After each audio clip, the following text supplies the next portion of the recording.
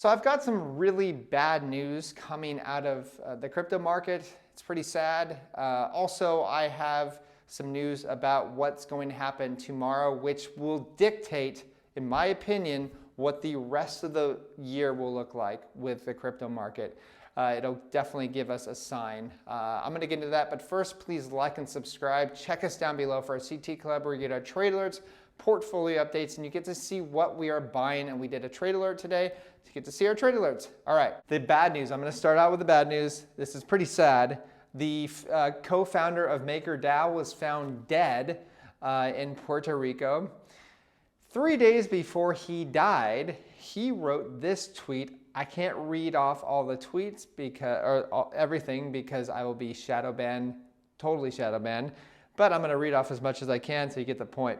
CIA and Mossad, and it starts with a P, elite, are running some kind of trafficking, entrapment, blackmail ring out of Puerto Rico and Caribbean islands. They're going to frame me with a laptop planted by my ex-girlfriend who was a spy. They will torture me to death. Strange. And, you know, I went to Heidi today. I'm like, what do you think of this stuff? You know, what do you think of this? And so we started researching this guy's Twitter account, and he's a very weird man. If you want to read what he's said before, his name is Nikolai Muchkian. Okay, so Nikolai Muchgian.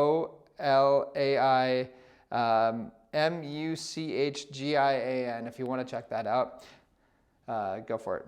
Anyways, moving on to some brighter points. All right, Ripple. I know some of you hate Ripple. Some of you love Ripple. I don't care. It's a free market, so sweet. Coinbase files a request to support Ripple in the lawsuit against the SEC.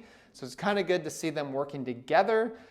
I'm not worried about Ripple. That's why I told our CT Club members that I bought Ripple around 39-40 cents. And I expect to, you know, ride the wave up, especially when they win the lawsuit or they get a little slap on their wrist and we profit, and then we put it, I'm going to put it back into Bitcoin. Next up, Bitcoin now performs a weekly close above $20,000. That is the first time in about 2 months. So that is something positive. Now, tomorrow is going to dictate what the rest of the year is going to be like, okay? That's one thing that's going to be really interesting with the FOMC meeting. I think the market has priced in a 75 basis point rise. Now, if that happens, if they do 75 basis points, I don't expect the market to go crazy down because it's already been priced in, I think. But if they come out with 50 basis points, oh my goodness, expect skyrocketing. Who knows if they're going to do that, but I expect them to pivot within by the end of the year or shortly into first quarter of 2023. Yes, I will keep you guys posted on that. Really fascinating to see what's going to happen because, I mean, I don't think what Federal Reserve Jerome Powell says is fascinating. It's just fascinating to see the market just being manipulated by this guy. It's ridiculous because obviously, anything that's coming out of his mouth is fake. So, moving on, hyperinflation chart of the day. Netherlands, CPI pretty much came in at 16.8%. That's Netherlands CPI or whatever. It's the inflation rate, 16.8%. That's ridiculous. That means if you haven't been had a raise of 16.8% or you haven't got paid that much more, you're swimming, like you're losing value of your currency, of your wealth. So that really sucks, and that's not going to stop. It's not going to stop.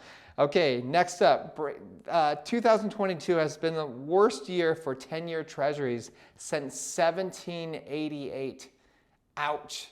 Yes, the bond market, the debt market, it's unstable and it shouldn't be that way, but the reason why it's becoming more stable is because the plunge protection team, which was created under Reagan, has been injecting liquidity in there by the Federal Reserve. They're printing lots of currency to inject into the bond market to give a false sense of liquidity.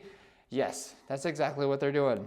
Okay, Lastly, CBDCs. I know I say it all the time, but you gotta hear it. CBDCs are the most important news out there, and that is why I keep bringing it up over and over again. The Dutch government is proposing to monitor all transactions over 100 euro. So people are gonna just go, sure, that's fine, and they're gonna go along with it. But keep in mind that they're just getting people ready for a CBDC where everything's gonna be monitored, because what happens when they get the CBDC out? Well, what they're gonna do is gonna go, well, we're just gonna monitor everything essentially now. You know what I mean? So they're lowering the limit amount that they're gonna be monitoring more and more and more. It's a boiling frog scenario, okay? So once they're gonna be like someday, hey, we're gonna monitor everything. We're gonna use it as a CBDC. It's gonna make things a lot easier, and then we'll be able to give out stimulus checks even easier. This is what they're getting people used to. Get used to it and start trying to use hardware wallets, working peer-to-peer with people, sending them transactions, and getting off kind of the bank grid, you know what I mean? Because you're gonna need it. And lastly, please stay disobedient. Bye-bye, guys.